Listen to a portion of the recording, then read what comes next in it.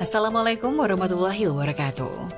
Halo pemirsa dimanapun kalian berada, salam sejahtera untuk kita semua. Semoga kita semua dalam keadaan sehat dan tetap dalam lindungannya. Kali ini saya akan membawakan cerita inspiratif dan menarik yang sayang untuk dilewatkan. Semoga kisah ini bisa memberikan manfaat dan pelajaran untuk kita semua.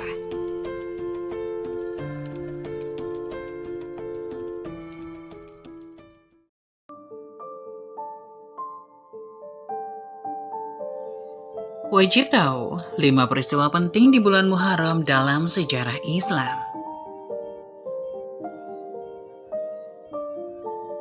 Bulan Muharram mengandung sejumlah peristiwa penting yang dapat direnungi maknanya oleh umat Islam. Muharram adalah bulan pertama dalam perhitungan kalender Hijriyah. Tak hanya menjadi bulan pertama, Muharram juga termasuk satu dari 4 bulan suci. Sebab menyimpan banyak momen penting dalam sejarah Islam.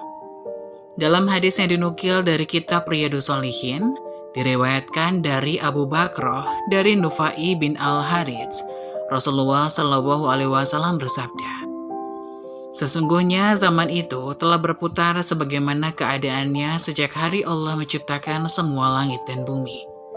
Setahun itu ada 12 bulan, dan diantaranya ada 4 bulan suci. 3 berturut-turut, yaitu Zulqa'dah, Zulhijjah, dan Muharram. Sedangkan bulan keempatnya ialah bulan Rajab Mudar, yang jatuh antara Jumada dan Syaban." Hadis riwayat muttafaq alaih. Peristiwa-peristiwa di bulan Muharram.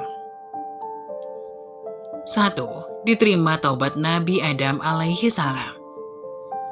Di hari Asyura yang jatuh pada tanggal 10 Muharram, Allah Subhanahu wa Ta'ala menerima taubatnya Nabi Adam alaihi salam.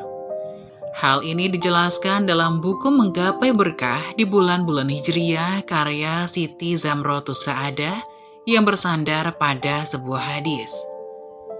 Abi Ishaq dari Yazid berkata, "Aku bertanya kepada Ubaid bin Umair tentang puasa hari Asyura.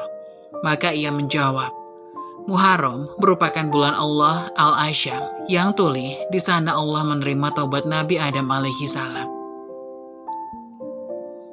Saat tinggal di dalam surga, Nabi Adam alaihi salam pernah terkena tipu daya iblis dan melakukan hal yang dilarang Allah Subhanahu wa Ta'ala.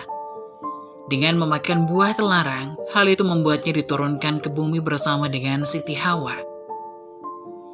Diterimanya tobat Nabi Adam alaihi salam juga termaktub dalam firman Allah Subhanahu wa Ta'ala yang bunyinya, "Kemudian Adam menerima beberapa kalimat dari Tuhannya, maka Allah menerima taubatnya. Sesungguhnya Allah Maha Penerima Taubat lagi Maha Penyayang." Quran Surat Al-Baqarah ayat 37. Kedua, selamatkan Nabi Nuh alaihissalam dari musibah bencana banjir. Selamatnya Nabi Nuh alaihissalam dari musibah bencana banjir juga terjadi pada tanggal 10 bulan Muharram. Dalam perjalanan dakwahnya, hanya sedikit kaum Nabi Nuh yang beriman.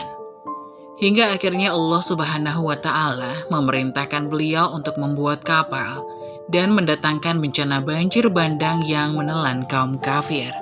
Imam Ibnu Katsir dalam bukunya Kisah Para Nabi menerangkan, Qatadah dan ulama lainnya berkata, Nabi Nuh dan para pengikutnya menaiki kapal pada tanggal 10 bulan Rajab.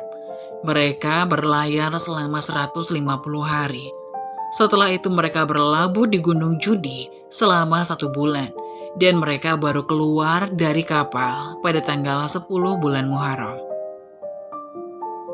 Yang ketiga, selamatnya Nabi Musa dari kerajaan Fir'aun. Nabi Musa alaihissalam diselamatkan dari kejaran Fir'aun pada hari Asyura atau 10 Muharram. Peristiwa itu juga menjadi dasar adanya puasa Asyura yang dikerjakan umat Muslim dan kaum Yahudi. Dalam sebuah riwayat dinukil dari buku koleksi doa dan zikir sepanjang masa, karya Ustadz Ali Amrin Al-Qurawi dari Ibnu Abbas radhiyallahu anhu berkata, ketika tiba di Madinah, Rasulullah Shallallahu Alaihi Wasallam mendapati orang-orang Yahudi melakukan puasa Asyura. Kemudian Rasulullah Shallallahu Alaihi Wasallam bertanya, "Kalian puasa apa hari ini?" Orang-orang Yahudi tersebut menjawabnya, "Ini adalah hari yang sangat mulia. Ini adalah hari saat Allah menyelamatkan Musa dan kaumnya." Ketika itu pula, Fir'aun dan kaumnya ditenggelamkan. Musa berpuasa pada hari ini dalam rangka bersyukur. Maka kami pun mengikuti beliau berpuasa pada hari ini. Rasulullah Shallallahu Alaihi Wasallam pun berkata, "Kita seharusnya lebih berhak dan lebih utama mengikuti Musa daripada kalian." Setelah itu Rasulullah Shallallahu Alaihi Wasallam memerintahkan kaum muslimin untuk berpuasa. Hadis riwayat Bukhari dan Muslim. Yang keempat, disembuhkannya Nabi Ayub alaihissalam dari sakit kulit. Disebutkan dalam kitab Mukasyafatul Qulub karya Imam Al-Ghazali, Allah Subhanahu wa Ta'ala memberikan kesembuhan kepada Nabi Ayub alaihissalam dari sakit kulit yang berkepanjangan pada 10 Muharram. Nabi Ayub adalah seorang nabi yang gagah, tampan, dan bertabur harta. Namun Allah Subhanahu wa Ta'ala memberi ujian dengan menjadikannya miskin dan menimpakan penyakit gatal hingga beliau dijauhi oleh kaumnya. Setelah bertahun-tahun, Allah Subhanahu wa Ta'ala memerintahkan Nabi Ayub untuk menghentakkan kakinya ke tanah, hingga memancarlah air putih bersih dari perut bumi yang dapat menyembuhkan penyakit kulitnya. Peristiwa ini diabadikan dalam Al-Quran. Allah Subhanahu wa Ta'ala berfirman, "Dan ingatlah akan hamba kami Ayub ketika dia menyeru Tuhannya. Sesungguhnya aku diganggu setan dengan penderitaan dan bencana. Hentakkanlah kakimu, inilah air yang sejuk untuk mandi dan untuk minum." Quran Surat Shad ayat 41 hingga 42. Yang kelima, Nabi Isa dilahirkan dan diangkat ke langit. Syekh Al-Asyafuri dalam buku Nasihat Langit Penentram Jiwa menyebutkan bahwa Nabi Isa alaihissalam dilahirkan dan diangkat ke langit pada hari Asyura. Umat Islam meyakini bahwa hingga saat ini Nabi Isa alaihissalam berada di langit. Ketika orang-orang kafir Bani Israel memiliki niatan untuk membunuh Nabi Isa alaihissalam, Allah Subhanahu wa Ta'ala menyelamatkan beliau dengan mengangkatnya ke langit dan menjadikan orang yang mirip dengan Nabi Isa alaihissalam sebagai orang yang terbunuh dan disalib. Peristiwa ini terabadikan dalam surah An-Nisa ayat 157 hingga 158. Allah Subhanahu wa Ta'ala berfirman, "Dan karena ucapan mereka, sesungguhnya kami telah membunuh Al-Masih, Isa putra Maryam, Rasul Allah.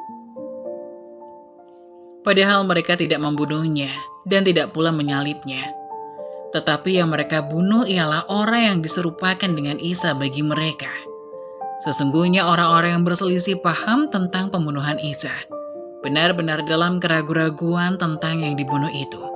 Mereka tidak mempunyai keyakinan tentang siapa yang dibunuh itu, kecuali mengikuti persangkaan belaka. Mereka tidak pula yakin bahwa yang mereka bunuh itu adalah Isa, tetapi yang sebenarnya Allah telah mengangkat Isa kepadanya. Dan Allah Maha Perkasa lagi Maha Bijaksana." Quran Surat An-Nisa ayat 157 hingga 158.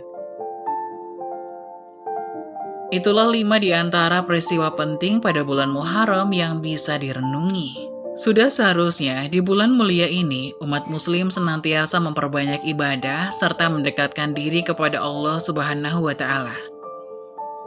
Ada juga 3 larangan di bulan Muharram yang wajib dihindari, salah satunya ghibah atau gosip. 1 dari 4 bulan Muharram, yakni bulan Muharram, ternyata menyimpan banyak keutamaan. Setidaknya ada 12 amalan sunnah dari puasa hingga mengusap kepala anak yatim yang sayang untuk dilewatkan.